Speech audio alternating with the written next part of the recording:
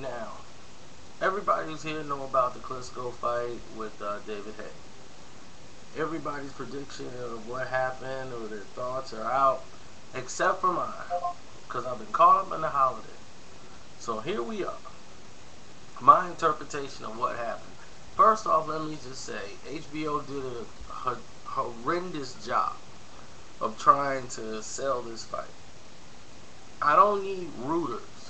Okay, I don't need a homer. I don't need somebody who's so pro Klitschko, because it's so obviously Jim Lampley did a horrible job in narrating what was happening in the fight. First of all, Klitschko wasn't that dominant in the fight at all. I mean, this fight just shows you, David Haye just really exposed what I thought Klitschko would have as an advantage. His boxing ability would be a little bit better.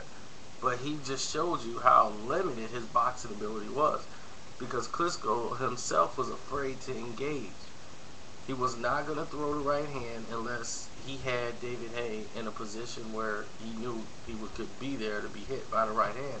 And once David Haye took that away from him with his lateral movement, he just looked mechanical. He looked more like a machine than he did a man. And he was more afraid of himself, of the incoming. So both guys were leery to engage, but early on, I thought David Haye did exceptionally well boxing, moving, and jabbing. And he was actually jabbing in the fight and throwing punches. So for the first 5 rounds, I had David Haye winning the fight. I couldn't see how anybody would have Klitschko winning the fight after 5 rounds. 6 through, I say 8 or whatever, it was give and take. I think Klitschko won like 2 in a row, but I'm seeing a fatigue factor in David Haye, to where he's really trying to save it up. He was expending a lot of energy just circling the ring at angles and trying to keep Klitschko guessing, but you have to throw punches. You have to put combinations together. You got to go 1-2 eventually.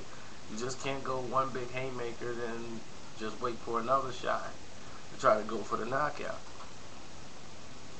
And Klitschko, again, was just sticking to his game plan of just jabbing, but when he fatigued, he found the second win, where David Haye did not get a second win. And he just was exhausted and just flabbergasted through the rest of the fight. And you could say it was the strategy of Klitschko, but down the stretch for the championship rounds, he had more in the tank. His second win kicked in, he loosened up, and he actually became a better boxer, puncher.